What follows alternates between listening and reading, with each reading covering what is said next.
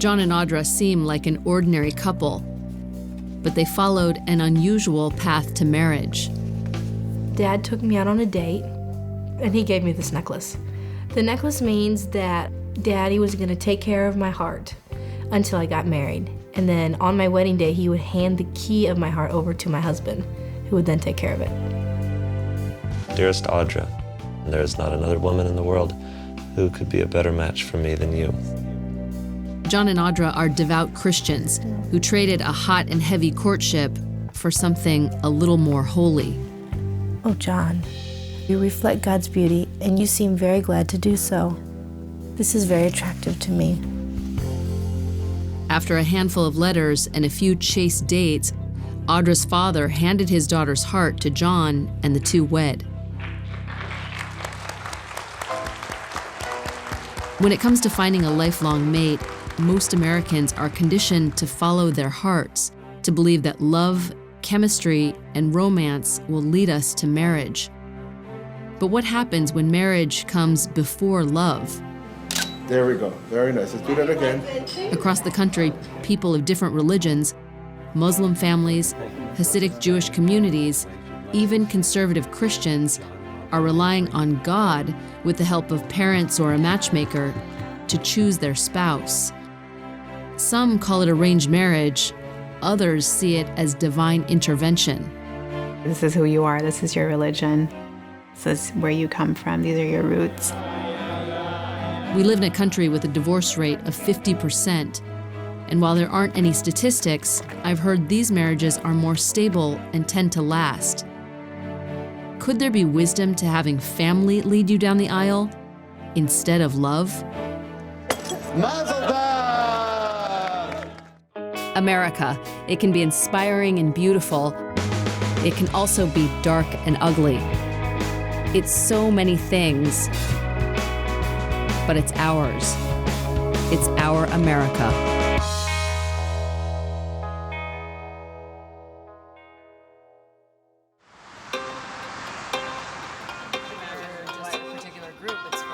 Just outside of Los Angeles, 28-year-old Hinna is like any American single girl.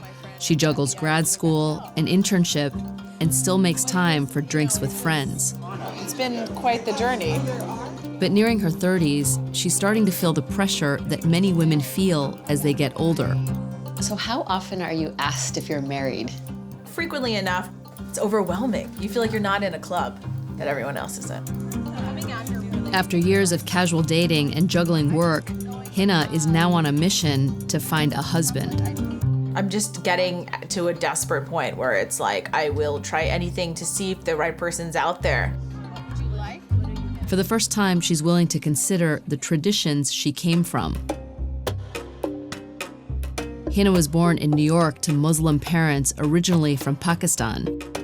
As was the custom, their marriage had been arranged by their parents.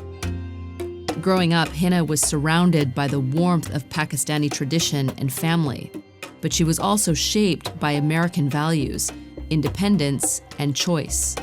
So growing up, what was your impression of arranged marriages? I think that I always shunned them thinking, oh, that won't be me, or that won't have to be me.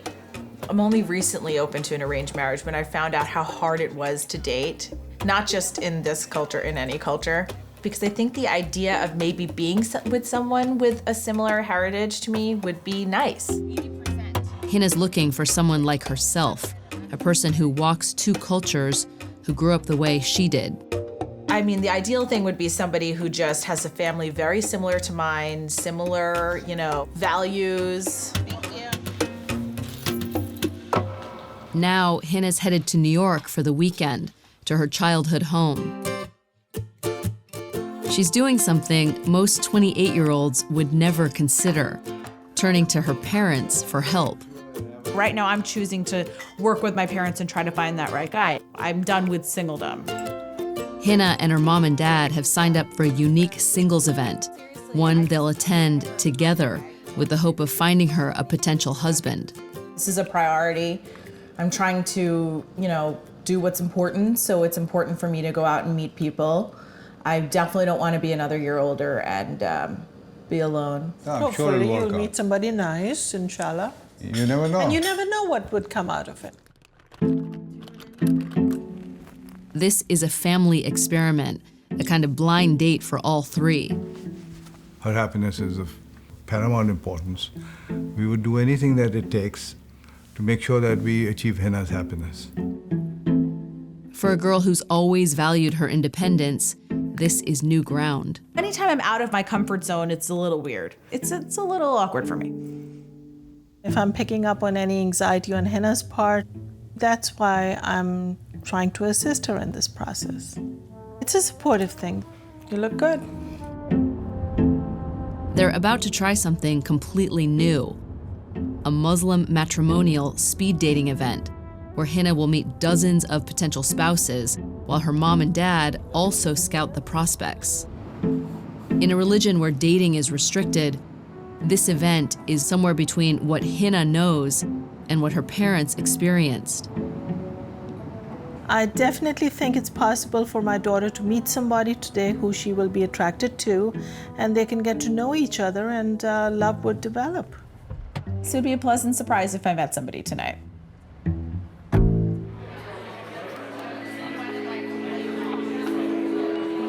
Some 70 men and women from across the United States have gathered at a Muslim community center in downtown Manhattan. It's held in a sacred place where Muslim tradition rules. Take your shoes off and go ahead inside. Take your shoes off? Yeah, it's a masjid, that's why. Oh, man. Okay, that's fine. I'm not super religious, but so that's what's hard with this, because you want to meet that guy who has that perfect blend, just like my family friends and my friends, but it's hard to find that. For $125, the evening includes more than 30 introductions, a buffet of chicken curry, and even a break for prayer.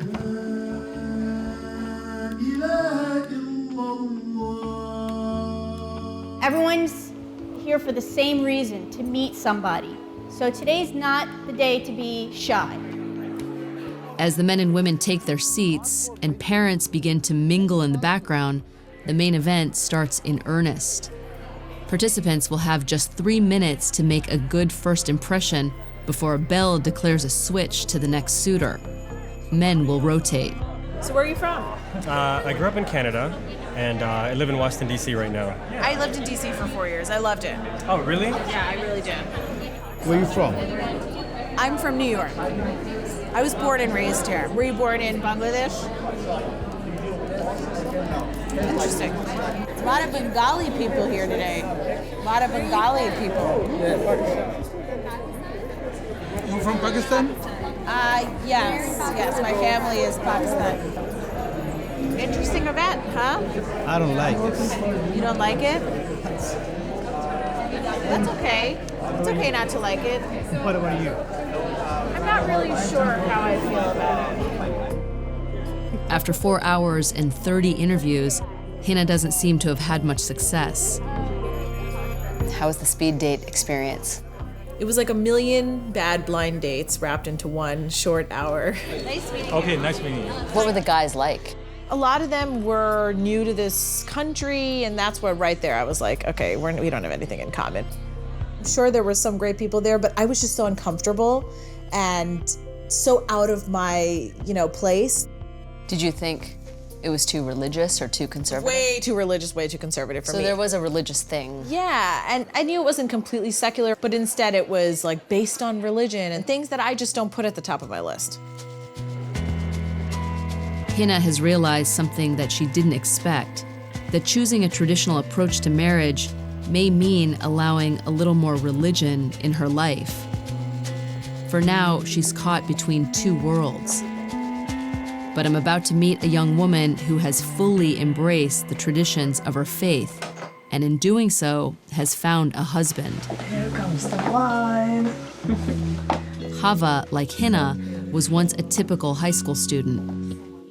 I dated guys and I went to prom. I was a normal, high school, kid.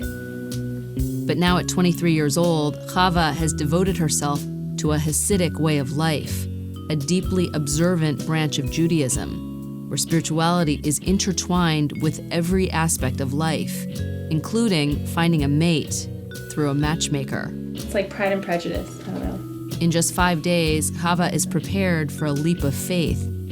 She will marry a man she's never been alone with, never even touched. Crown Heights, Brooklyn, a center of Hasidic life, a deeply devout and structured form of Judaism. Here, Mahal, a 33-year-old rabbi, is getting fitted for his wedding suit. Now you can get married. Yeah? Now you're ready. Now I'm ready. Oh, I wish that were true. There's so many more things to do. It's a moment he's been waiting for years. I found consolation and strength knowing that there's someone who I'm meant to marry, and it'll happen in the right time. And I'm going to just trust and give it up to God, that it'll be more perfect than I can imagine. In Hasidic tradition, every person is an incomplete soul until they find the spouse who completes them. Two halves become whole. I can stim it down a little bit and soften it. Yeah. Mahal's other half and bride-to-be, 23-year-old Hava, is at her final fitting. In just 5 days, they will be bound together in marriage. I always had faith that I would find the right person. That's one of the things I always prayed for, that, the right time, the right person, that I would meet my soulmate. Well done. Yay! But in Hasidic life, men and women rarely interact. Before marriage, they're forbidden to be alone together or touch in any way. So how do you find your soulmate? How do two halves come together? It's a process that takes shape long before husband and wife even meet. It's great. Hava grew up in a non-practicing Jewish home. But in college, she traveled to Israel and gradually began to embrace a Hasidic life, following tradition, dressing modestly, and moving to Crown Heights. Here, she learned the significance of marriage and the very specific way to find a spouse, through a matchmaker. Anyone could be a matchmaker. So, friends, sisters, brothers, cousins, anyone. It's a small Jewish world, but once people kind of know you, the first thing someone might think of is, oh, who can I think of for this person? That's how the culture is. From a young age, Mahal understood this path to marriage. He grew up in a devout Hasidic home, and at age 23 began his search for a spouse, turning to the matchmakers in his community, friends, and family. Mahal's own sister, Chaya Bat Sheva, was the one who ultimately made the connection. It all started with a pickup game of basketball.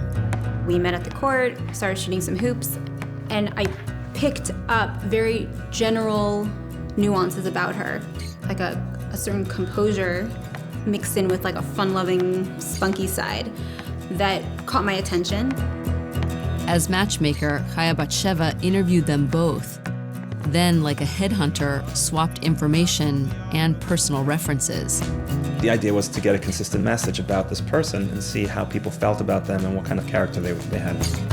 Once they cleared the research phase, Chaya Bat Sheva guided the pair, setting up dates, meetings that took place in public so the two were never alone. It's a very focused process, and there are no games. After just 10 dates, Mahal proposed. For most Americans, the engagement is focused on wedding planning, choosing gifts and flowers.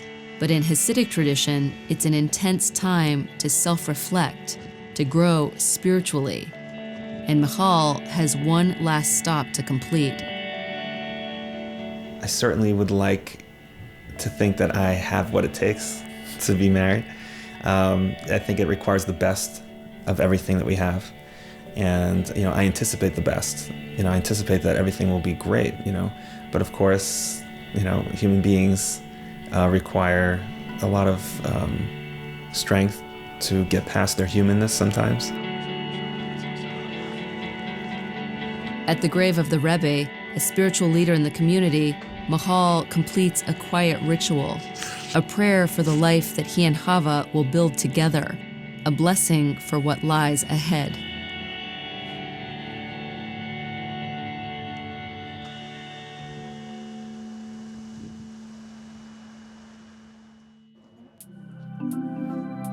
Hava, too, is preparing for the future, for the home that she and Mahal will keep together, for her role as a Jewish wife. You know, a Jewish woman, I mean, she's the mainstay of the home, and she creates the atmosphere in the home. The roles of the husband and wife, they have certain definitions, and not that you have to be a certain way, but, you know, the woman has a very special power. I actually like these two.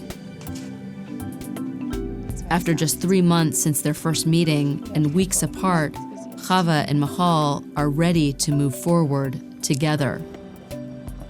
For both Hava and Mahal, life is about to change. Now, the day of their union is here.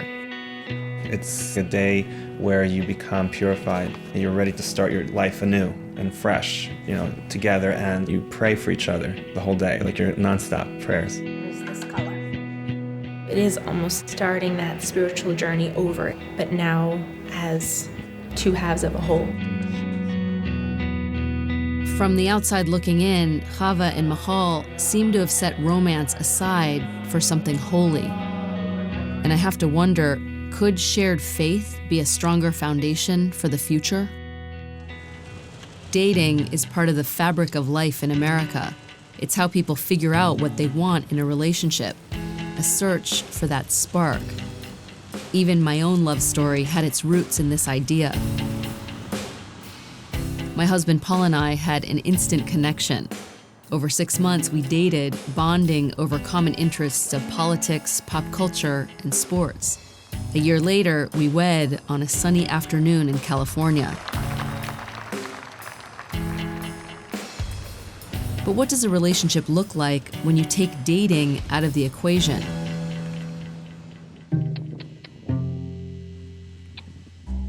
In the suburbs of Atlanta, 28-year-old Nadia gets ready to face the day. At first glance, you'd guess she was anything but traditional. She's a makeup artist and college grad. But she's also a Muslim, a first-generation American with parents from Pakistan and India, a background that has restricted her interaction with men her entire life. I've never been on a date alone with a person, a guy. Nadia, leave it. Okay, fine. Growing up, like, our parents always telling us, look, you gotta, you know, respect yourselves, you gotta respect your religion and your family. It's not enough. Yeah, that's not me. I'm gonna wear. I'm gonna buy new stuff. No. Nadia lives with her parents and brother. They're a tight-knit family. I said the ones in the plastic bag. But now in the tradition they came from, it's time for Nadia to leave the comforts of home, to begin the next stage of her life. After years of searching, her parents have finally found a young man for her to marry. I said, you know, we just have to wait for the right guy and the right opportunity and the right time, and we did, and I think I'm hoping it'll pay off, you know, so that's the plan. Nadia's future husband is 30-year-old Akbar, who lives in Chicago. Hey, babe. Like Nadia, he too allowed his parents to pick his spouse. Miles apart, they're building a relationship from scratch. The two have only met face-to-face twice. Babe, are you excited to marry me? I am super, super duper excited. No, sound more excited than that. Show your real feelings. I am super duper excited! This young relationship formed just 4 months ago when a family friend connected Nadia's mother with Akbar's family, who are from India. For both sets of parents, the first meeting was a test to gauge the match in person. At first, I was a little bit worried. Her dad is a little intimidating, but he's a really nice guy. It was just like click. It was amazingly a good click in the first meeting. When I walked downstairs, his mom embraced me right away. When we saw Nadia, then I thought, oh my God, I find one now. Both of our families are getting along. Me and him are getting along. We're attracted to each other. It felt like we've actually known each other for the longest time. And then he said, if you guys like it, then that's it. This is a good girl. This is the girl for me. That's all. After this one meeting, it was set. A formal proposal followed, and the families began the countdown to the wedding day. In chilly Chicago, the place where my own marriage got its start, I met up with Akbar, who lives in a modest home with his parents. In just 1 week, Nadia will join their household as his new wife. She's moving in with you, your brother, your parents, and your grandmother to Chicago from Atlanta. It is a big change to leave your whole family and leave everything you know behind and just go into a new environment and pretty much be thrown into it, Akbar tells me that he's been making major changes to get ready for Nadia, from painting walls pink, her favorite color, to swapping bedrooms. My parents were staying in this room, and they actually wanted to give Nadia the bigger room and stuff, so they moved into my room, and we're pretty much taking this room right now. Did you tell her that you were going to paint the bedroom pink? No, I didn't tell her anything, so she has no idea. So when she gets here, hopefully it'll be a good surprise for her, which will be nice. So Akbar, how are you feeling about the fact that in a week you're going to be sharing this room with someone you've only met 2 times in your life? It's nerve-wracking. I'm pretty, it is making me sort of nervous, Neither Akbar or Nadia have ever dated. Their very first relationship will be their last. In the Muslim world, these unions are not on a trial basis. Divorce is discouraged. Though they've spoken together on the phone, they're still virtually strangers. But this is how they were raised. It's what their families expect and their religion mandates. The marriage, what we believe in, is a sacrifice. Our parents teach us that, look, you're getting married, and this is the end of it. You are going to make this relationship work. Being born in America and raised here, the way we see things is a little different from what our parents see. If they didn't put so much emphasis on our culture and our religion, we wouldn't be the way we are today. Nadia is heading into the unknown, and in the process, leaving her family, a job she loves, and everything familiar and safe behind. We have raised this daughter for the last 28 years, and now she's going to be leaving overnight. So,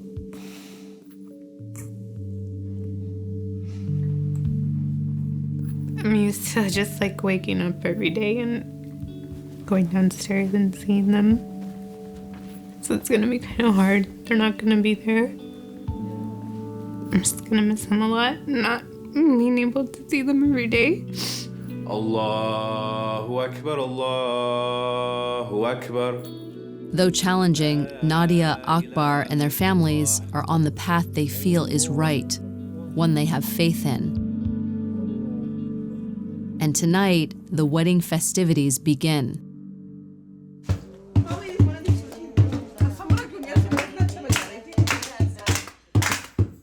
Over 150 relatives and friends have traveled from across America and even from overseas just to be part of the celebration.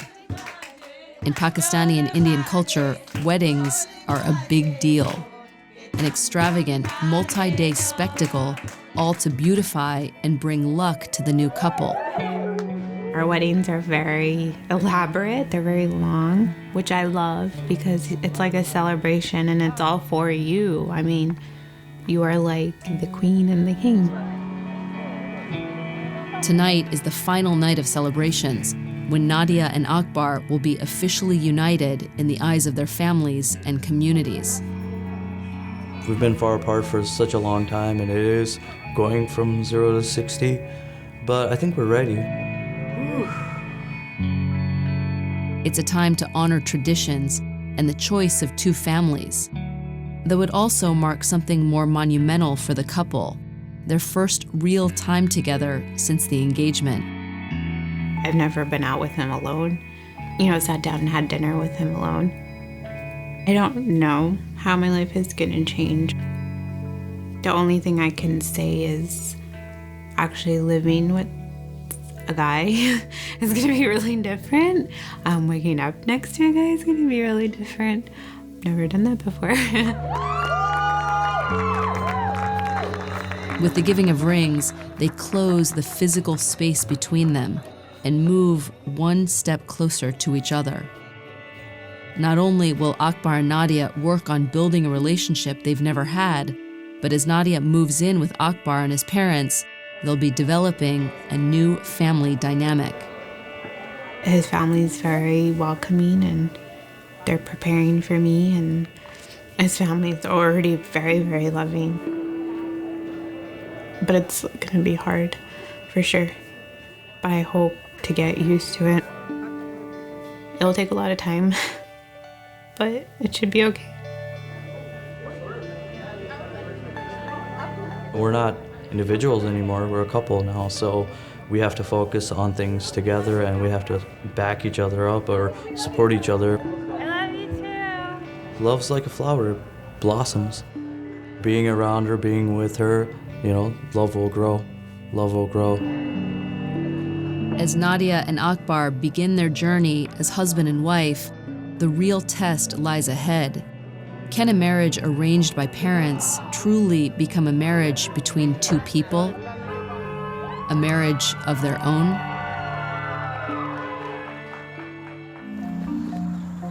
In the Bible Belt of Tennessee, a young Christian couple offers insight into a marriage formed nearly 4 years ago through faith and family. 27-year-old Audra and 32-year-old John live a simple life with their 10-month-old son, Avery. Their marriage, by all appearances, is a happy one. Audra makes it her goal to please me as my wife, to cook food that I like, to dress in a way that I like. She makes it her goal to bless me, and that's overwhelming sometimes. John is a good provider. He makes me want to love him more. But it hasn't always been easy. Much like the others I'd met, when they wed, they were just beginning to get to know each other. I didn't know what our lives would be like. Our wedding vows are in sickness and in health, for better, for worse, rich or poor. But there's also times when there's sickness, there's death, there's poverty. And I knew that, I was going to have my share of trouble. The two knew that creating a relationship after I do would come with challenges, but it was a path they had faith in. The Bible says, "He who finds a wife finds a good thing and obtains favor from the Lord." I believe that Audra is a blessing from God. John and Audra came together through a relatively new tradition called Christian courtship. Did you get it? Oh, I'm sorry. While it's unknown how many practice it, we do know that it began in the 1980s amongst conservative Christian homeschoolers who felt secular dating was the wrong path to marriage. Though John and Audra wouldn't call it arranged marriage, it has all the hallmarks: parental involvement with choice, limited physical contact, and a quick courtship. It was Audra's father who was first to recognize their potential match. We first met John at a homeschool conference in St. Charles, Missouri. He had a good godly character about himself. He was a man of the word, and that's important. Audra's father would keep John in the back of his mind as a match for his daughter. And over the next 2 years, John himself began to consider Audra as a potential wife. But in Christian courtship, that decision can't be made alone.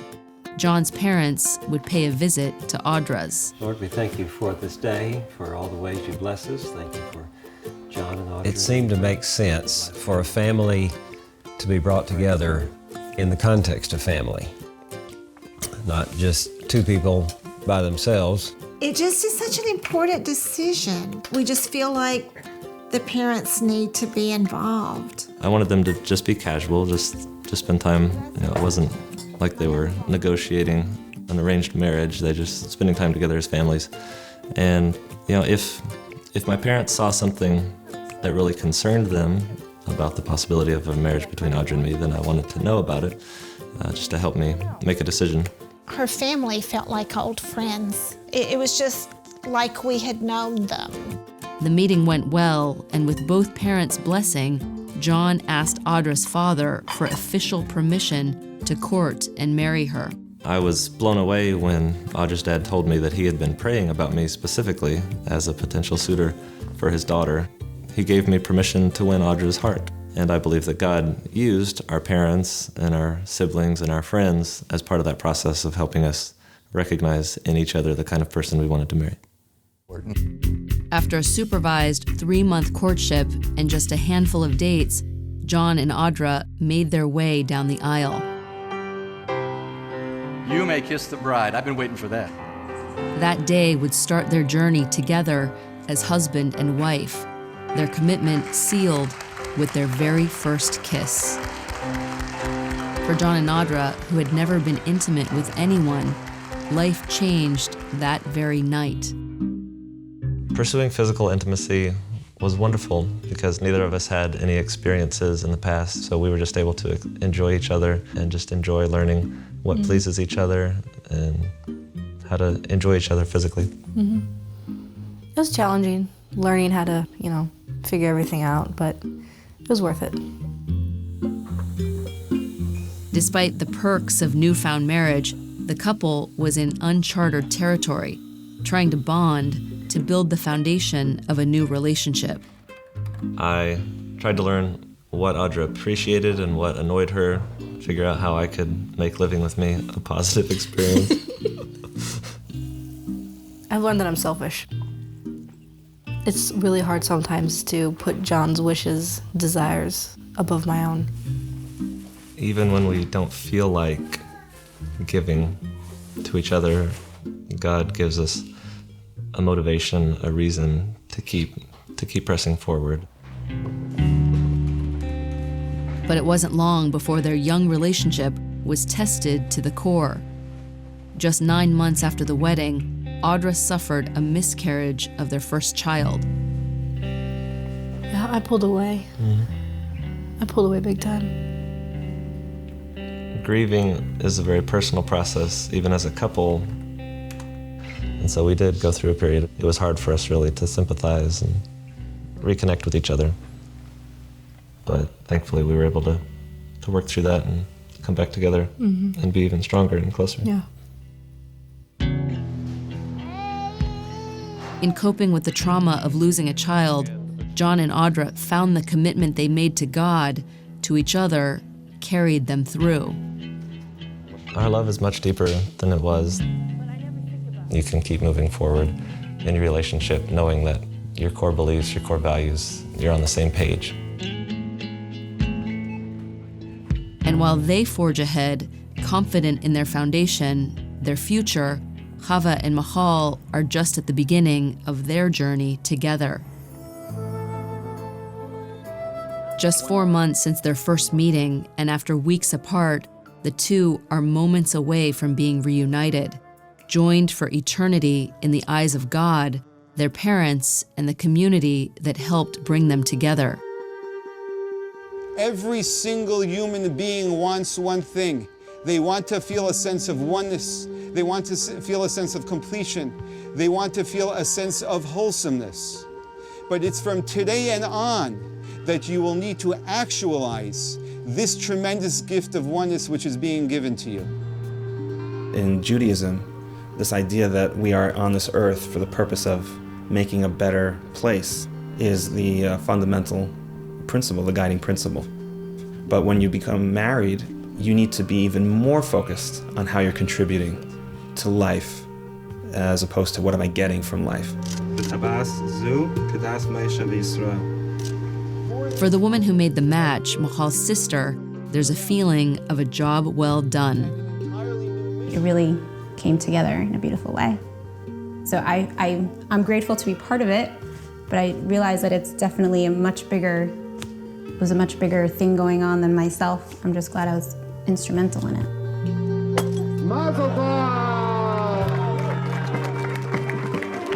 Hava and Mahal now begin their life, their mission together.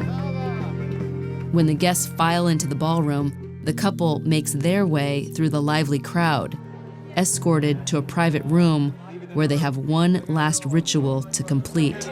Lock the door, make sure the door's locked, okay? It is now behind closed doors that Mahal and Hava spend their first moments alone together. In keeping with sacred texts, the couple is given 8 minutes to symbolically consummate their marriage. Hava and Mahal emerge in 20, rosy-cheeked and ready to party.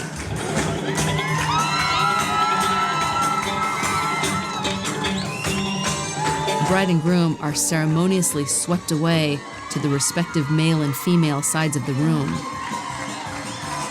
It's a mitzvah or commandment to bring joy to the new couple, and guests take this very seriously. It's a joyous day for Hava and Mahal, who now have new status in the community, and with that, a new charge: to establish a faithful Jewish home and family, to be fruitful and multiply.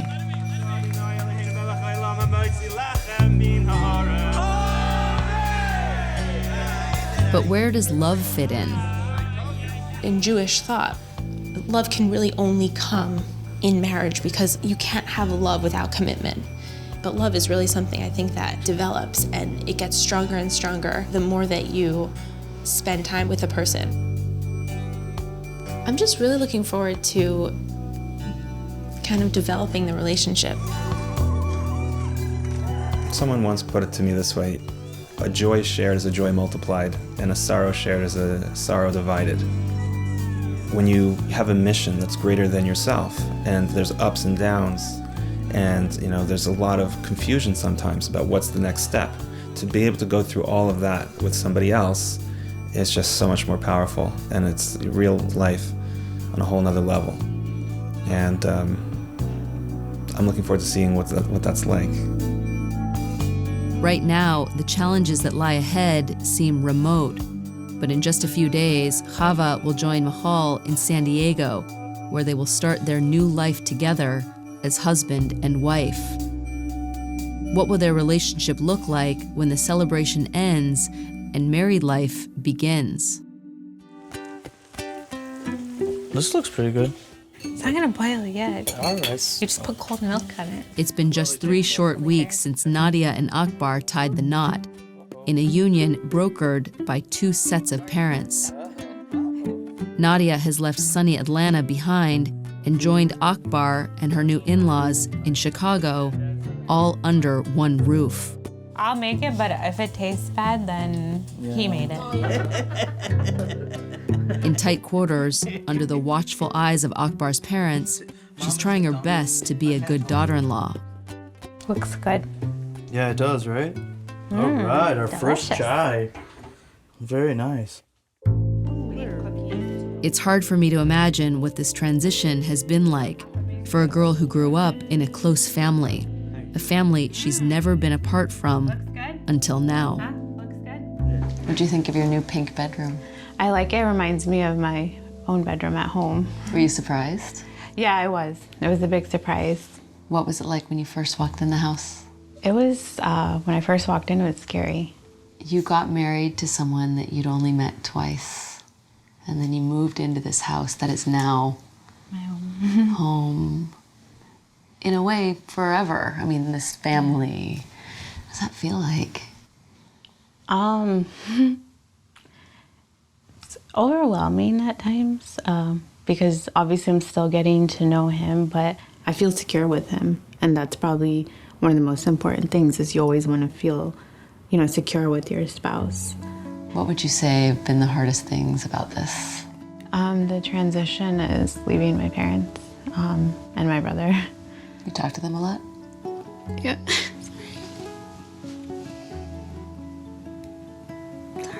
It's okay. Some Kleenex. You gotta learn, how people are, and you have to adapt to each other's ways. So I have to remind myself, this is it. This is it. You gotta, deal with it, learn things, and it's gonna take time. Despite the transition challenges Nadia is facing, she is clearly committed to establishing a new life here with Akbar and his family. Her goal is to eventually find work as a makeup artist and to care for the family as if it were her own. We have a daughter now in our house, so it's the light of the house. We're trying our best to make her feel comfortable here, and then there's also a part of her that's always going to miss her parents no matter what. So we'll continue trying our best to not fill that void, but to be there when she feels like that. She's part of our family now. Why is Mom crying? I'm not. I'm just happy for both of them. That's all I want, them to be happy. With another daughter. This is new ground for the couple, but Nadia and Akbar only see the benefits. They found a person who shares their values and families that support them.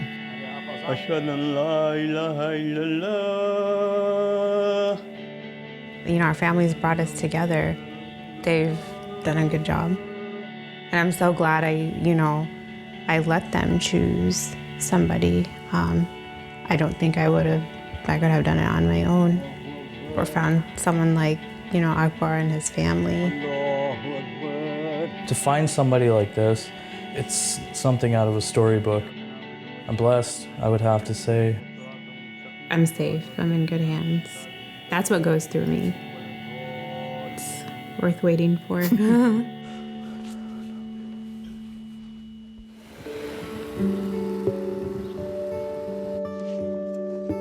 It's been 3 weeks since Hava married Mahal and moved to San Diego. As a wife, she has fulfilled one of the most sacred requirements. In Hasidic Judaism, a married woman must cover her hair at all times as a sign of modesty. So Hava conceals her own hair with a custom-made wig, her signature curls reserved for her husband's eyes only. It is a huge change, and it's not easy, but it's something that I have to get used to. I'm fully in the relationship, and I think sometimes that means doing things that you're not completely comfortable with, but you know that ultimately will enhance your life. This is what a Jewish woman does, and that aspect of it is really, really beautiful. Hava and Mahal, once forbidden to be in the same room alone, now spend almost every moment together. Every day is full of firsts. Every little thing is exciting, The first time I went to the grocery store was really fun. That was a lot of fun, yeah. The first time, I said my wife, she said my husband, Every little thing we are savoring because it is all the firsts, and it's really fun to learn about each other in this way. Married, committed, they feel safe revealing both the good and bad. We're both vulnerable to exposing our weaknesses, and it's fine. And I think that's an exciting part of it. Yeah. Trusting that you can be vulnerable. I think that's the essence of the marriage, actually. Becoming one transcends merely accepting each other's personalities. Chaste until married, the two are now united in body as well as soul. Physical intimacy is one of the most beautiful parts of marriage. It's all about being one, and that oneness. That's where God is real. God's presence resides in the bedroom, and that's why it's such a sanctified place. It's amazing. This is sacred ground. While these marriages might call for sacrifices not everyone understands, what they receive in return is something very deep.